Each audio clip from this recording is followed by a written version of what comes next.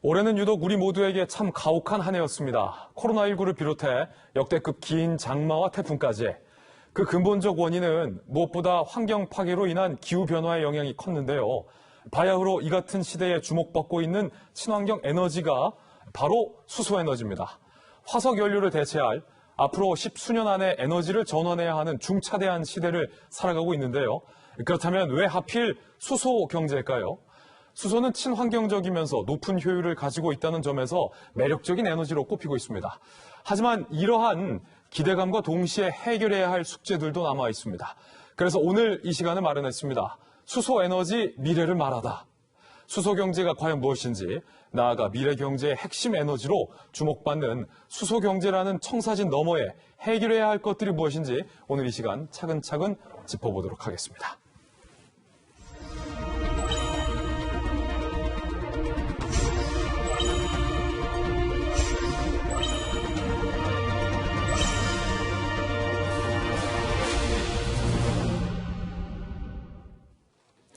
작년 1월이었죠. 우리 정부도 수소경제 활성화 로드맵이라는 청사진을 공개하면서 수소에너지가 새로운 성장 동력이 될 것이라는 기대를 드러낸 바 있습니다. 수소경제를 산업혁신의 돌파구로 주목했는데 먼저 문재인 대통령의 목소리 직접 듣고 본격적인 토크 시작하겠습니다. 수소경제는 에너지원을 석탄과 석유에서 수소로 바꾸는 산업구조의 혁명적 변화입니다. 수소의 생산, 저장, 운송, 활용 전 분야에 걸쳐 새로운 산업과 일자리를 창출해낼 것입니다. 우리로서는 국가 에너지 시스템을 근본적으로 바꾸면서 신성장 동력을 마련할 수 있는 절호의 기회이기도 합니다. 정부가 수소경제를 정책 기조로 삼은 지 2년여가 가까우고 있습니다. 이처럼 미래 경제의 핵심 에너지로 주목받고 있는 수소에너지. 어느덧 수소산업이 우리 곁에 성큼 다가선 느낌인데요. 하지만 아직도 수소에너지는 많은 분들에게 조금은 생소합니다. 수소에너지가 구체적으로 무엇이고 또 수소경제의 의미는 뭔지부터 짚어보겠습니다. 양태원 본부장께서 설명을 부탁드립니다.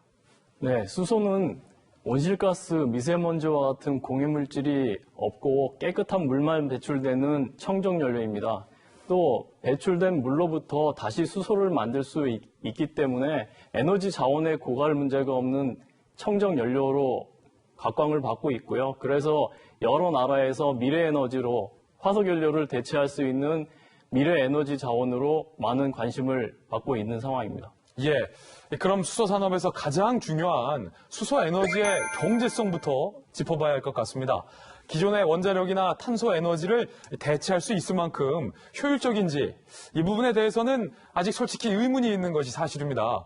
경제적 측면에서의 수소 에너지의 경쟁력, 그러니까 경제성을 확보할 수 있는 구체적인 방안이 궁금한데요. 어떤 분께서 먼저 말씀 주시겠습니까? 예, 제가 말씀드리겠습니다. 예, 김철수 본부장. 예, 효율성 측면에서 바라봤을 때에 수소 에너지가 가장 에너지 전환 효율이 높은 에너지원입니다.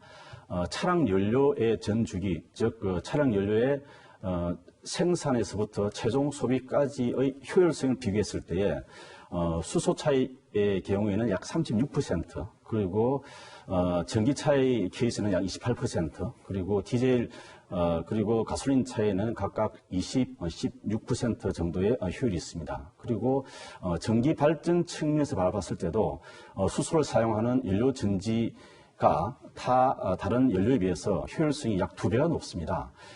전기와 열을 포함한 그런 효율성을 봤을 때 연료 전지는 80에서 90%의 효율이 있는 반면에 천연가스 발전은 약 45%에서 60%, 그리고 석탄 발전소는 약 30에서 40%의 효율이 있습니다. 이런 여러 정황을 봤을 때 수소 에너지가 굉장히 효율적이다라고 말씀드릴 수 있습니다. 예, 최은호 과장께서는 어떻게 보십니까? 네, 지금 방금 우리 김천수 본부장님께서 효율성에 대해서 말씀을 하셨는데요.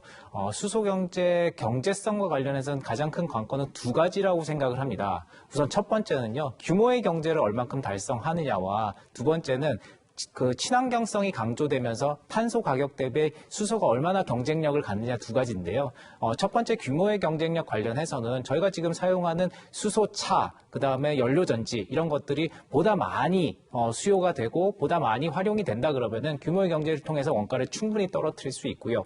그다음에 탄소 가격 대비 상대적인 경제적 우위와 관련해서는요. 최근 친환경이 강조되면서 세계적으로 탄소 배출권이라든지 이런 가격이 올라간다고 하면은 그에 따라서 훨씬 더 수소가 상대적으로 경제적인 우위에 있는 에너지원이 될 수 있을 것으로 보고 있습니다. 예, 최근엔 산업 분야에서도 수소 에너지 사용량이 늘어나고 있다고 들었습니다. 앞으로 특히 어떤 분야에서 각광받을지 또 소비량은 얼마나 늘어날 것인지 짚어보겠습니다. 양태현 본부장님. 네, 수소는 현재 정유 공장이라든지 비료 공장 그리고 메탄올 공장 생산 공장에서 상당히 많이 사용되고 있습니다. 현재 사용되고 있는 수소는 화석연료에서 만들어지기 때문에 온실가스 배출이 되고 있고요. 이게 현재 가장 큰 문제가 되고 있습니다. 기후변화에 대응하기 위해서는 온실가스 배출이 없는 그린수소의 생산이 중요한데요. 그린수소 생산은 이제 장기적으로 더 활성화될 것이라고 생각되고요. 단기적으로는 이 수소를 활용할 수 있는 연료전지 산업이 확대될 것으로 판단되고 있습니다. 예, 다른 분께도 발언권 드리겠습니다. 네. 네, 김천수 본부장님. 예, 2016년도에 우리나라 이산화탄소 배출량이 약 6억 5천만 톤이 됩니다. 이 중에 에너지 부분이 차지하는 비율이 약 87%가 됩니다. 에너지 부분의 내용을 보면은 발전 부분과 그리고 차량, 모빌리티 분야가 되겠습니다. 우리 정부에서 발표한 수소 경제 로드맵을 봤을 때도 2040년경이 되면은 전체 우리나라 수소 수요가 약 526만 톤인데 그 중에 발전 분야가 424만 톤 그리고 모빌리티 분야가 약 102만 톤이 되겠습니다. 그렇기 때문에 향후에 수소가 더욱더 많이 쓰일 수 있는 분야는 발전용과 모빌리티용이 되겠습니다. 물론 산업용으로도 반도체라든지 제철용으로도 계속 수요는 늘어날 것 같고요. 또 참고적으로 향후 선박이라든지 기차라든지 그리고 드론, 지게차 이런 분야에서도 수소 사용이 계속 늘어날 것으로 그렇게 전망을 하고 있습니다. 그렇군요. 수소 산업을 선점하기 위한 각국의 경쟁도 그렇다 보니까 치열합니다. 특히 일본과 미국이 두각을 드러내고 있다고 들었는데요. 그렇다면 우리나라의 수소 산업 현황은 어떻고 어떤 경쟁력을 가지고 있는지도 여쭤보겠습니다. 이번에는 최은우 과장님께 먼저 발언권 드리죠. 예, 우리나라는 지난해 1월에 수소 경제 로드맵을 발표한 바 있습니다. 그 이후에 독일, EU, 프랑스 등 각국에서 수소 경제 정책과 관련된 정부 정책을 발표한 바 있습니다. 주목할 만한 사항은 사실 다른 나라들이 우리보다 훨씬 더 야심찬 목표를 제시했다는 건데요. 저희는 그 목표에 맞춰서 저희가 전략적으로 잘 그 수소 경제를 이끌어 나가야겠다는 생각을 하고 있습니다. 예를 들어서 호주나 중동 같은 국가 같은 경우는 신재생 에너지를 활용한 그린 수소를 생산해서 그것을 수출하겠다는 계획을 잡고 있고요. 독일과 같이 신재생 에너지가 조금 풍부하지 않은 나라 같은 경우는 해외에서 수입하는 그런 방향까지도 생각을 하고 있습니다. 우리 정부도 사실 로드맵을 통해서 해외에서 그린 수소를 도입하는 방안, 저희의 재생에너지를 활용해서 그린 수소를 생산하는 방안 등등에 대해서 모든 정책을 이제 다 포함을 시켰고요. 장기적으로는 수소의 생산, 저장, 운송, 활용 분야의 전 주기적인 생태계의 산업 경쟁력을 끌어올리는데 초점을 맞춰서 우리 수소 경제 로드맵이 만들어졌다 이렇게 말씀을 드릴 수 있겠습니다. 그렇군요. 한국가스공사 차원에서는 수소산업 활성화를 위한 어떤 계획을 갖고 있습니까? 예, 우리 한국가스공사는 정부의 수소 경제 로드맵을 뒷받침하기 위해서 작년 4월 달에 수사업 추진 전략을 수립한 바가 있습니다. 수소 산업은 천연가스 산업과 극히 유사합니다. 한국가스공사는 지난 37년간의 천연가스 산업을 운영한 경험을 바탕으로 해서 수소 산업의 생산과 유통 인프라 구축에 2030년까지 4조 7천억 원의 돈을 투자하고자 하는 계획을 가지고 있습니다. 저희들은 정부의 수소 경제 활성화에 마중물 역할을 하고자 하고요. 또한 지난 7월 달에는 수소 경제법에 따라서 수소 유통 전담 기관으로 선정되어서 수소의 수급 관리, 가격 안정화 이런 분야에서도 역할을 하고자 합니다. 네, 양태현 본부장님. 네, 정부에서는 우리 수소산업 활성화를 위해서 큰 정책을 발표하셨는데요. 현재 우리 수소산업의 가장 큰 문제점은 산업 간 불균형입니다. 수소산업은 생산, 저장, 이송, 활용으로 구분될 수 있는데요. 우리나라는 활용 쪽은 상당히 발전되어 있는 반면에 생산, 저장, 이송은 좀 낙후되어 있는 상황입니다. 정부에서는 이 기술 격차를 줄이기 위해서 수소 전주기 기술 개발 로드맵을 만들었고요. 여기를 지원하기 위해서 지금 예타를 추진 중입니다. 2030년까지 약 2조 이상의 R&D를 투자를 하면서 선진국과의 격차를 없애고요. 각 산업 간의 불균형을 해소하기 위해서 노력하고 있습니다. 예, 이번에는 안전성 이야기입니다. 수소 에너지는 안전성이 검증되지 않은 신생 에너지라는 시각이 있는 것도 현실입니다.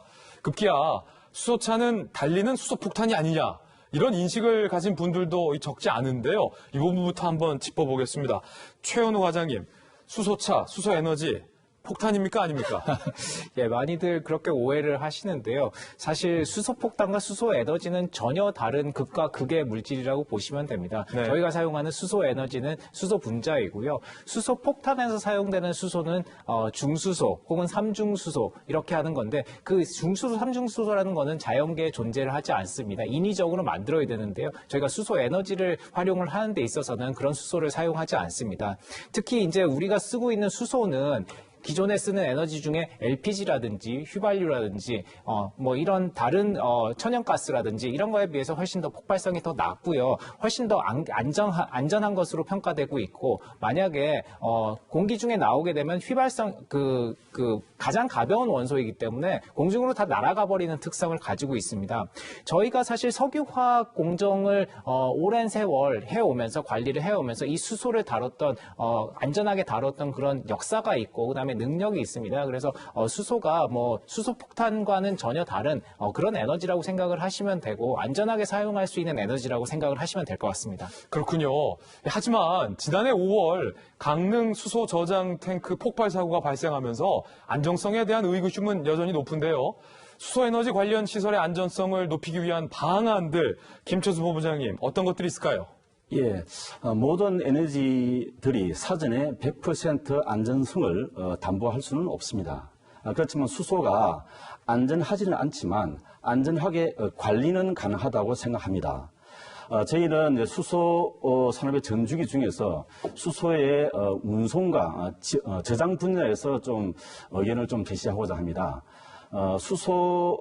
현재 수소 충전소의 공급 방식이 튜브 트레일러 방식으로 도심을 통과하게 되어 있습니다. 그런데 이 튜브 트레일러의 무게가 약 40톤에 가까이 되고, 그리고 또 튜브에 들어있는 수소의 압력이 상당히 높은 그런 상황입니다. 그러다 보니 도심에서 뭐 차량 전복이라든지 이런 사고 나게 되면은 위험성이 있기 때문에 향후 수소 양이 더욱더 많이 생산된다면은 지하에 배관을 깔아서 배관 공급 방식을 하거나 아니면 압력이 없는 액화 방식으로 공급하는 방식도 향후 검토해 볼 수 있다 생각할 수 있습니다. 또한 두 번째로 이제 저장 분야에 있어서는 수소의 성질이 금속관을 통과하는 그런 특징이 있습니다. 그렇기 때문에 가능하면은 수소의 저장 시간을 좀 줄여야 되는데, 천연가스에서 수소를 추출하는, 즉 천연가스 개질 방식에 있어서의 수소 인프라는 가급적이면은 수요처가 많은 곳에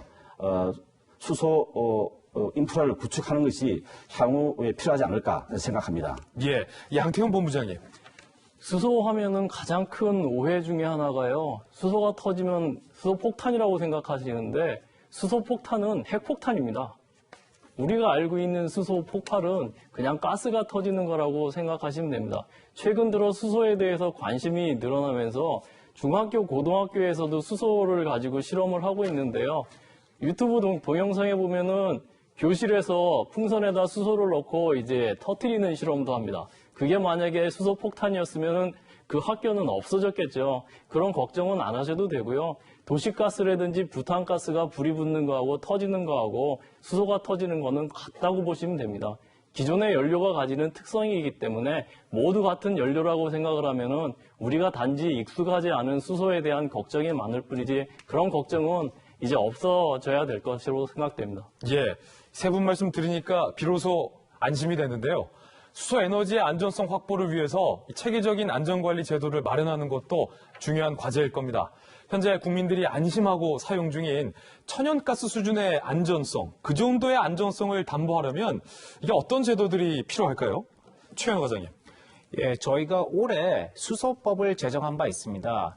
이 수소법 제정을 통해서 안전의 사각지대로 놓여 있던 저압 수소, 저압 추출기, 저압 수전의 용품과 관련된 기준을 저희가 마련을 하게 됐고요. 앞으로 이제 그런 부분들에서 산업이 활발하게 진행되면은 저희 시설 안전 기준에 따라서 그 산업이 운영이 될 것으로 보고 있습니다. 또한 친숙하게 느끼시는 이제 수소 충전소 관련된 사항인데요. 수소 충전소와 관련해서는 저희가 3중으로 안전 장치가 되어 있습니다. 불꽃 감지 장치, 누출 장치, 차단 장치 등과 같은 3중 장치가 되어 있기 때문에 수소는 사실 저희가 안전하게 관리할 수 있는 그런 에너지원이라고 생각을 하시면 되고요.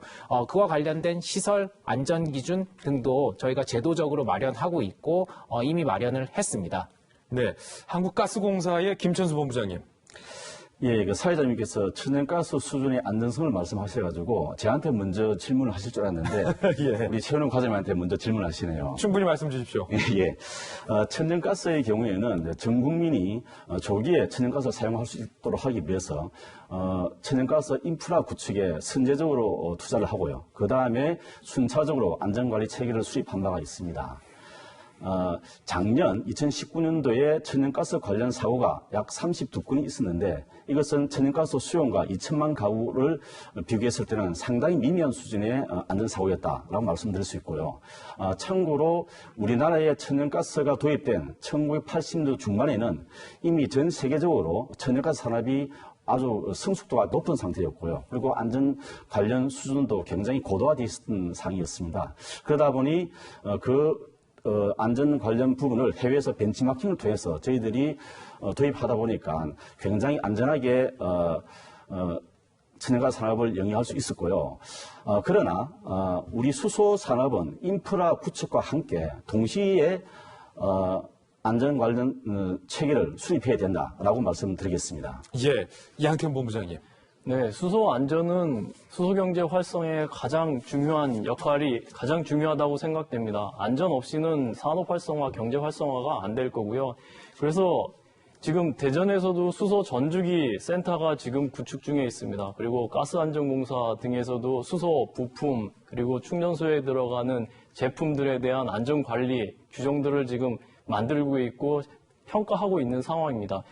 천연가스 이상의 안전 규정이 지금 도입되고 있는 거고요. 제가 알기로는 외국보다도 우리나라의 안전 관리 규정은 더 엄격하기 때문에 국민 여러분께서는 그렇게 걱정 안 하셔도 될 것 같습니다. 예, 수소의 생산부터 충전에 이르기까지 전 과정에 걸쳐서 안전성을 높이기 위한 정부 차원의 지원도 기대가 되는 대목입니다. 국민들이 잘 호응을 해줘야 될 텐데 수소의 안전성을 홍보하고 또 인식을 개선하기 위해서는 어떤 노력들이 좀 필요할까요? 어떤 분께서 먼저 말씀하실까요? 네, 제가 먼저 말씀을 좀 예. 드리도록 하겠습니다. 저희가 올해 초에 사실 그 수소 홍보 TF를 만들어서요. 정말 그 주민 설명회라든지 이런 부분에서 직접 가서 설명을 드리고 이렇게 했었는데 사실 최근에 이제 코로나 상황 때문에 오프라인으로 이렇게 설명회는 하지는 못하고 있습니다. 그렇게 해서 이제 저희가 국민들이 쉽게 알아보실 수 있도록 이렇게 수소 경제 30문 30답 같은 이제 홍보 자료도 저희가 뭐 PDF로도 만들어서 이제 홈페이지도 올라와 있고요. 책자로도 만들고 있습니다. 그다음에 저희가 생각을 할 때는 가장 좋은 거는 체험할 수 있는 기회를 제공해 드리는 게 제일 좋을 것 같아요. 여의도 국회 충전소라든지 여의도 국회에 있는 수소 충전소라든지 세종청사에 있는 충전소 같은 경우는 충전소를 짓고자 하는 인근 주민들에게 저희가 안전성에 대해서 충분히 체험할 수 있는 기회도 드리고요.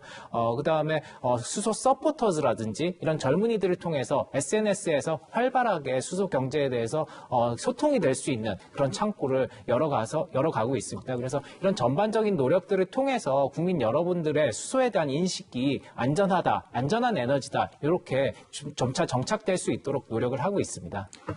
예, 사실은 저는 제가 산업부 기자 시절에 직접 이제 수소 에너지 에너지에 대해서 취재를 많이 했었거든요. 그러니까 수소차를 타고 수소 충전소에 가서 직접 수소 에너지를 바탕으로 주행도 해보고 연비도 측정해보고 했기 때문에 이 수소 에너지의 경제성에 대해서는 직접 체험을 할 수 있었는데 김천수 본부장님, 우리 국민들이 조금 이런 기회 또 이런 홍보의 계기가 많았으면 좋겠어요. 네, 사실 그 수소차를 선택한 소비자 입장에서는 안정성 확인이 가장 중요한 부분이고요. 그리고 또 수소 시설이 들어가는 지역 주민의 입장에서는 그 위험성과 그런 수소 시설에 대해서 내용을 알고 있는 것이 가장 중요하다고 생각합니다. 그래서 안정성을 확인하고 그리고 위험성과 이런 부분에서 진솔하게 공유하는 게 중요하다고 생각합니다. 저희 한국가스공사에서는 인천 생산기지에 지역 주민과 시민단체 대표가 참석하는 가스 안전 협의체를 구성했습니다. 그래서 기지에서 설비를 신설하거나 정설할 때에 그런 내용을 정확히 담아서 안전 협의체에 올림으로써 주민들과 안전성에 대해서 검증을 같이 하고 또 내용을 공유하는 그런 부분이 있고요. 그리고 또 우리 나라에 천연가스 배관이 약 4,900km가 깔려 있고 공급관리소가 약 412개가 있습니다. 그래서 공급관리소와 주배관 근처에 있는 마을의 이장님 또는 그 마을 주민들을 안전감시 요원으로 저희들이 임명을 해서 그분들이 사고 관련 부분을 모니터링도 하고 그리고 또한 우리가 안전 관련 사안이 있으면 그분들한테 바로 알려줌으로써 지역 주민들한테 전파를 시키고 그래서 가스의 안전과 관련된 이 부분에서는 안정성도 확인하고 지역 주민들과 공유하는 이런 부분이 상당히 중요하다라고 말씀드릴 수 있겠습니다. 예, 양태현 본부장님. 네, 제가 최근에 많이 한 일 중에 하나가 수소 연료전지 발전소 설치에 대한 주민 설명회를 자주 다녔습니다. 가서 느꼈던 건데요. 가장 필요한 게 수소에 대한 전반적인 교육이 체계적인 프로그램이 필요할 거라고 생각됩니다. 미국 같은 경우는 R&D 프로그램 자체 내에 그 학생들 교육 프로그램이 있습니다. 그 교육에서 초등학생, 중고등학생에 맞는 교육 프로그램을 만들고 있는데요. 그게 확보가 좀 필요할 것 같습니다. 그리고 이 수소에 대한 대국민 수용성을 높이기 위해서도 이 교육 자료가 필요한데요. 가서 여러 어르신들한테 설명을 들었을 때, 야, 그 수소가 뭐야? 그런 말을 들었을 때 참 설명하기가 힘들었고요. 그걸 이제 체계적으로 차분차분 설명을 들었을 때 가장 뿌듯했던 거는, 그거 좋은 거네. 설치해도 좋아. 설치를 원하는 주민들이 늘어났을 때 상당히 뿌듯했습니다. 예, 들어봤습니다. 자, 이번에는 저희가 수소차의 미래와 현재에 대해서 영상 하나를 준비했습니다. 영상 보시고 나서 이야기 이어가겠습니다. 아무리 달려도 배기가스 같은 오염물질을 배출하지 않는 자동차. 화석 연료 대신 수소로 달리는 수소 전기차입니다. 전 세계 수소차 생산업체는 3곳. 현대차와 일본 도요타 그리고 혼다가 수소차 시장을 양분하면서 치열한 자리다툼을 벌이고 있습니다. 높아지는 환경 기준에 수소차에 대한 관심이 높아지면서 지난해 국내 기업들의 수소 분야 투자도 3년 전과 비교해 2배가량 증가했습니다. 정부는 지난 7월 수소경제위원회를 출범시키면서 관련 예산을 늘리고 있는데요. 2030년까지 이러한 수소 충전소를 660곳으로 늘리고 수소차 85만 대를 공급한다는 계획입니다. 수소 경제 실현은 앞당김으로써 기후변화에 대응하는 한편 새로운 기업과 일자리를 만들 수 있도록 적극적으로 활동해 주실 것을 당부드립니다. 각국 정부와 기업들도 발빠르게 움직이고 있습니다. 중국은 대기오염을 줄이기 위해 베이징시에 2025년까지 200개의 충전소를 건설하고 매년 5만 대의 수소차를 판매한다는 수소차 보급 로드맵을 세웠습니다. 이에 관련 기업들도 수소차 생산 준비에 나서고 있습니다. 유럽은 최근에 그린 수소를 본격적으로 생산하는 계획을 발표를 했고요. 캘리포니아를 중심으로 한 지역에서 상용차에 대해서 전기차, 수소차 의무 판매 제도가 2024년부터 도입될 예정이기 때문에 수소차의 확대는 당연하게 이루어질 것으로 보고 있습니다. 글로벌 수소차 시장은 5년간 연평균 70% 가까이 성장하며 수소 전지와 액화수소 생산 등 관련 산업의 성장을 이끌고 있습니다. 이에 미래 에너지로 꼽히는 수소산업 생태계도 빠르게 확장될 것으로 보입니다. 채널A 뉴스 황규락입니다. 네, 영상 보고 왔습니다. 수소차 외에도 미래 자동차 하면 빼놓을 수 없는 게 전기차입니다. 가격, 경쟁력, 기술적 측면에서도 아직까지 전기차가 선두를 달리고 있기 때문에 일각에서는 이 수소차가 각광받기 위해서는 더 오랜 시간이 걸릴 것이다라는 시각도 존재합니다. 먼저 이 같은 시각에 대해서 어떻게 생각하시는지부터 이야기 들어보겠습니다.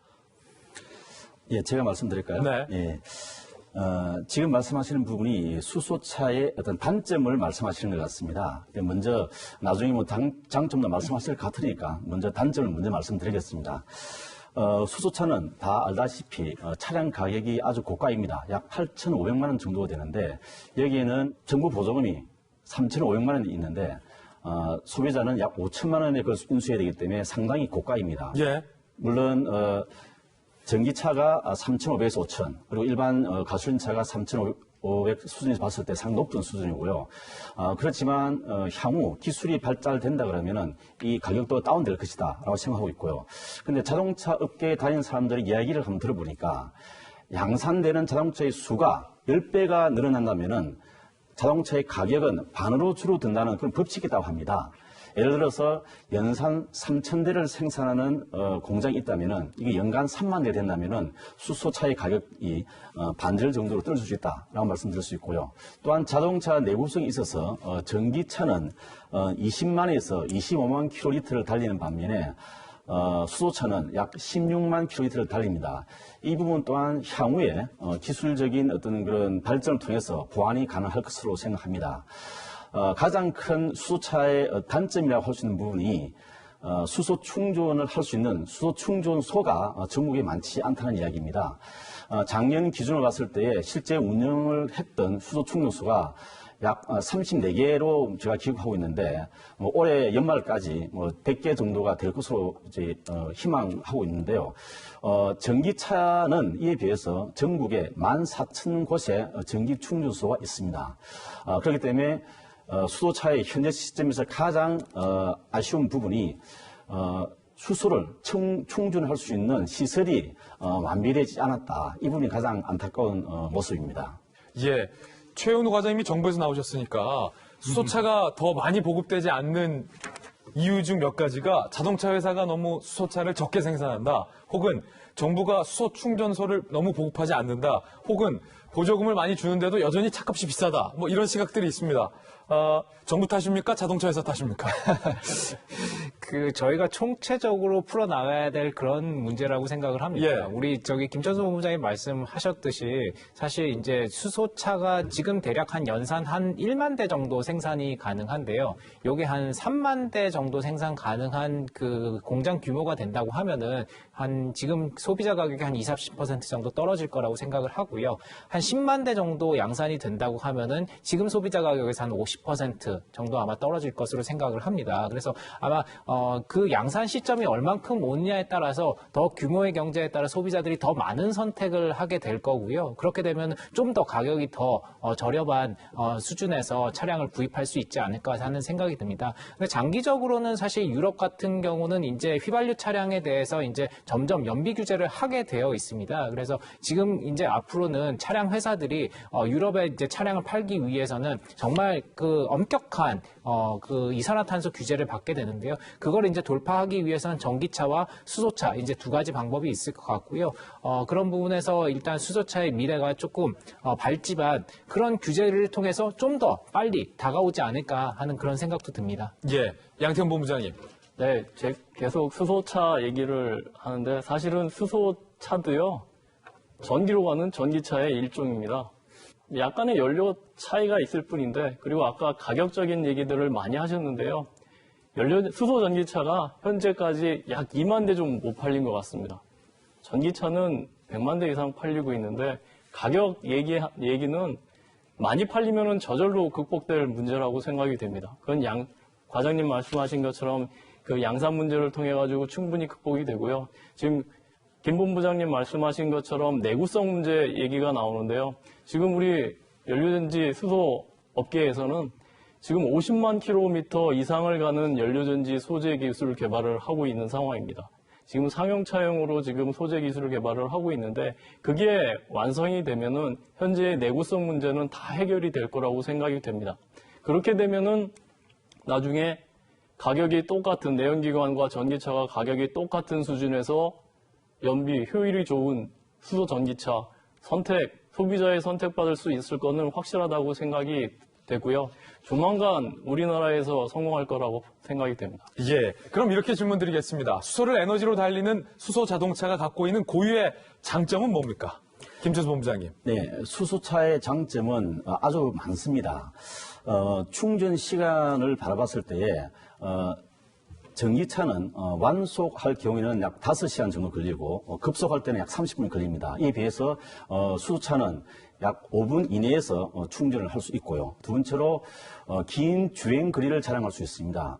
전기차는 한 번 충전으로 약 300km를 갈 수 있는데 수소차는 약 500km를 갈 수 있고요. 그리고 극히 친환경적입니다.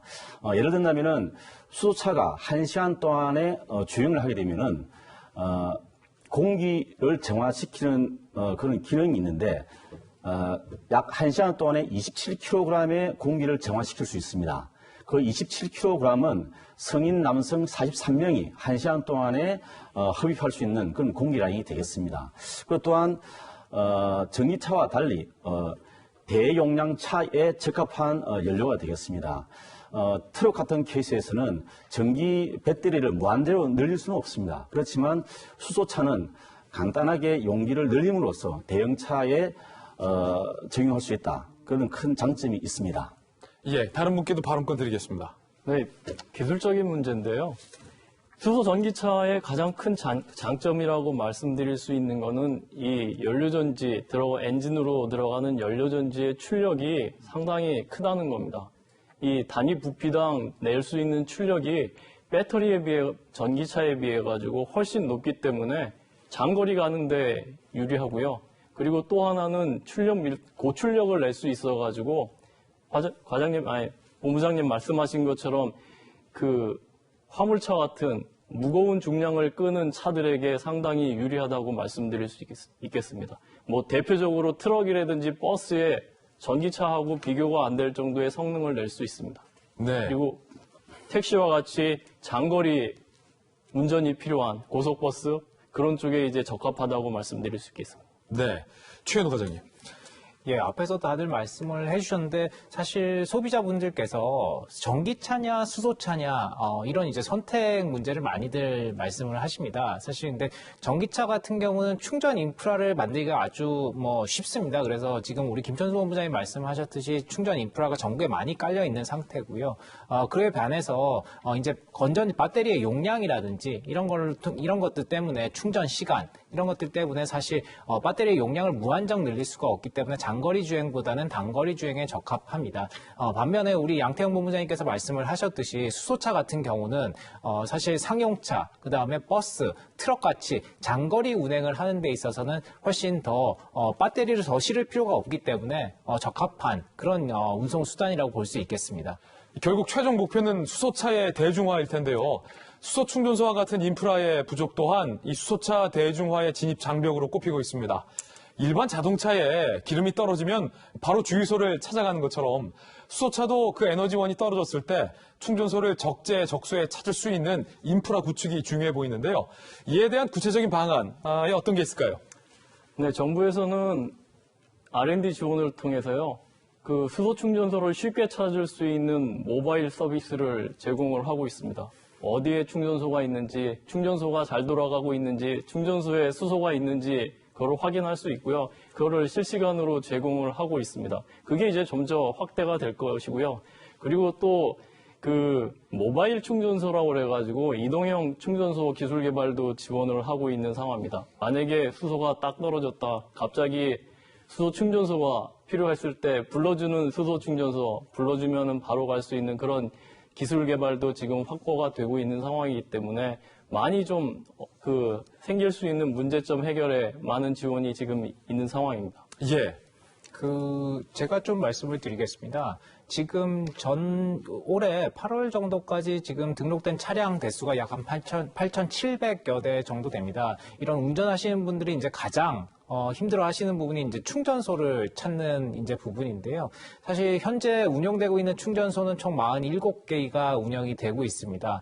작년 한 해 동안 정부가 20기 정도를 일단 증설을 했고요. 그 다음에 올해 상반기에도 17기를 일단 구축을 했습니다. 아마 전 세계에서 가장 빠른 속도로 저희가 충전소를 늘리고 있는 그런 상황입니다. 하지만 저희 그 충전소를 늘리는 데 있어서 많은 제약이 있습니다. 도심 같은 경우는 이제 공간이 부족한다든지 이런 문제들이 있고 이제 그 인근에 이제 학교라든지 이런 부분들이 있어서 사실 좀 어려움이 많습니다.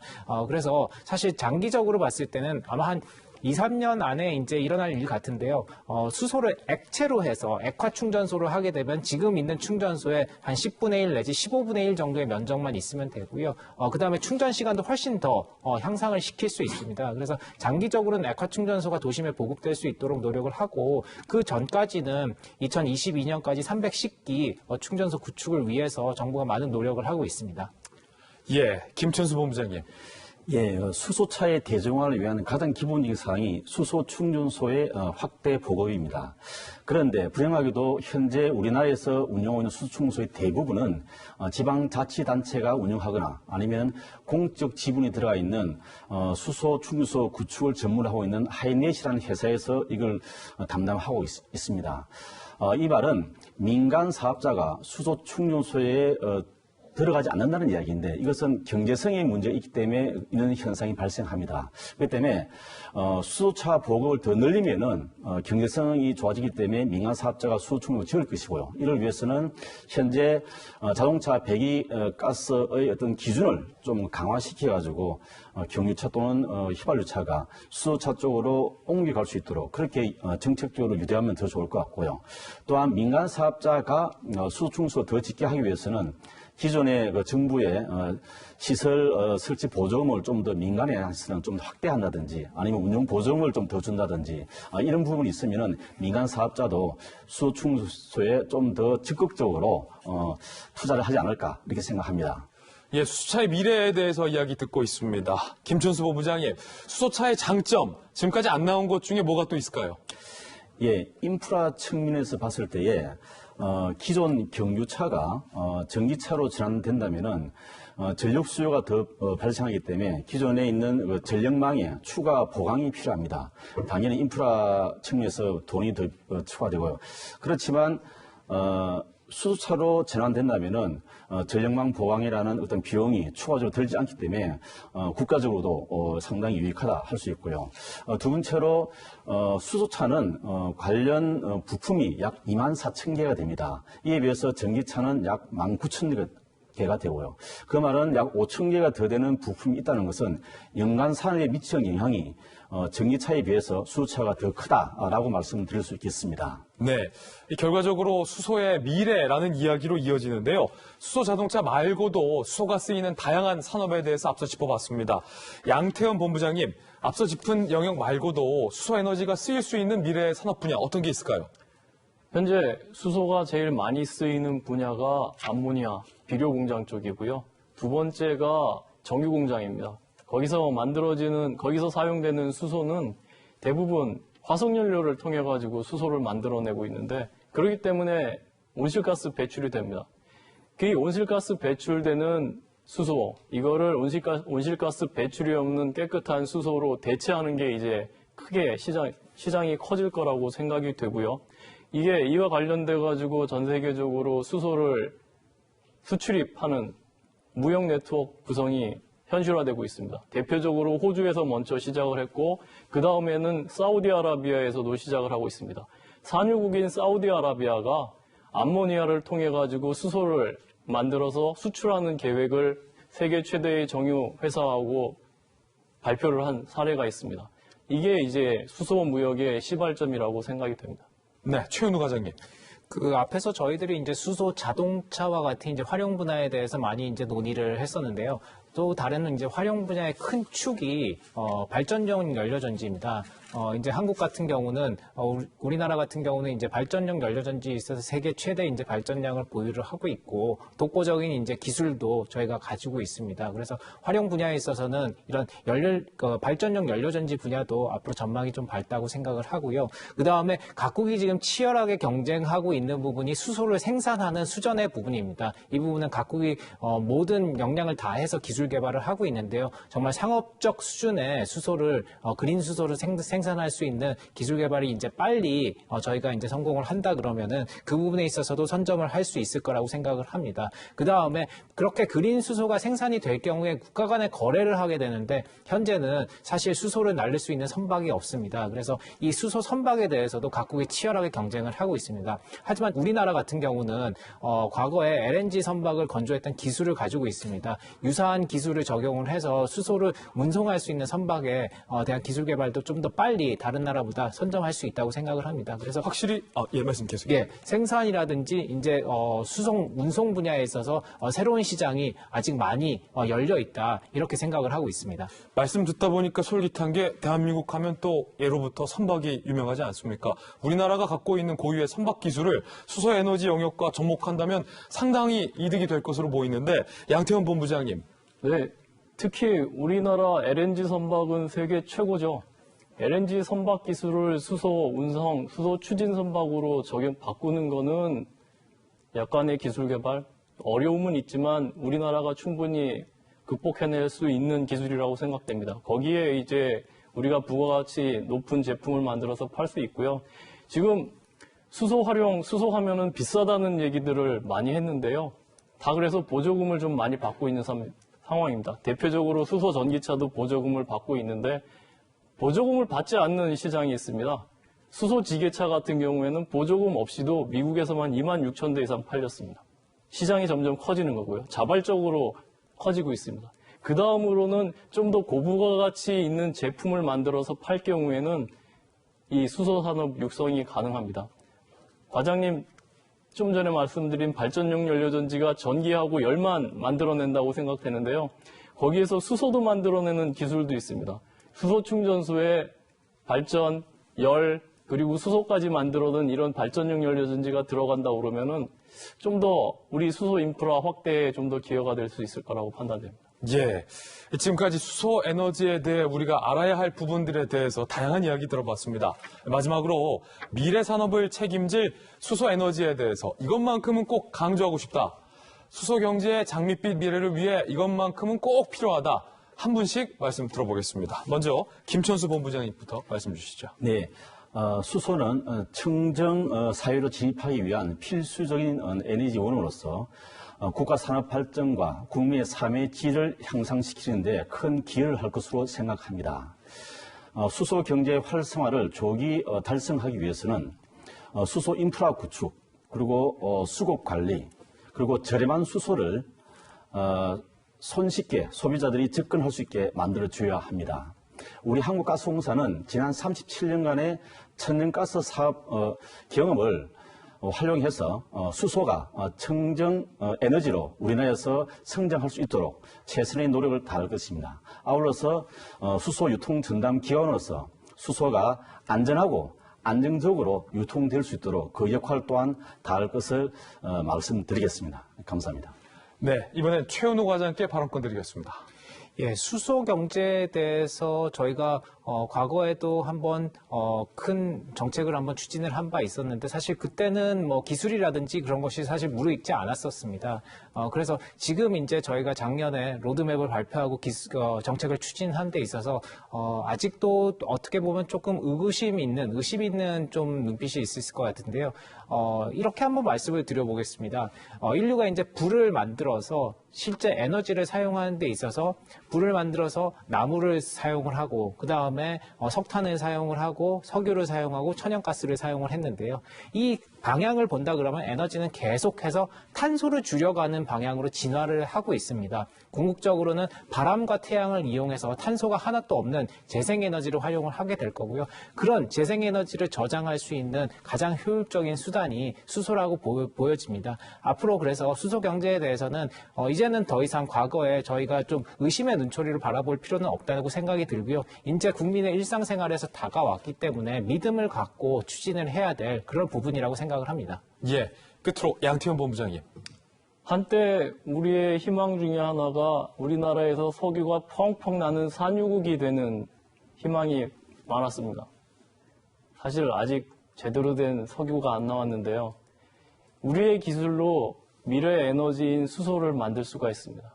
기술 개발을 통해 가지고 경제성 있는 수소 공장을 만들고 거기서 만들어진 수소를 가지고 우리가 쓰고 그 만들어진 수소를 가지고 활용할 수 있는 자동차라든지 배, 기차 등을 우리가 만들어서 팔면은 우리는 아마 쉽게 부자가 되지 않을까요? 거기에 대해서 연구자로서 기술 개발에 노력을 하고 있습니다. 최근 들어가지고 우리의 수소 기술들이 많이 발전을 하고 있습니다. 선진국을 따라잡고 있는 상황인데요. 좀 더 열심히 노력해가지고 세계 수소 기술 1위의 나라를 만드는 데 노력을 해보겠습니다. 네, 지금까지 수소 경제의 미래에 대해서 세 분의 말씀 들어봤습니다. 세 분의 이야기 들어보니까 대한민국 수소 경제의 미래가 밝아지는 것 같은 기분이 듭니다. 저희는 60초 광고 후에 돌아오겠습니다. 네, 추석 연휴 아침 전해드린 수소 경제 이야기, 여러분 유익하셨습니까? 우리의 미래를 열어줄 친환경 수소 에너지가 국가 산업 발전의 원동력과 우리의 행복한 미래를 만들어가는 초석이 되길 바라면서 이 시간 마무리하겠습니다. 시청해주신 여러분 감사합니다.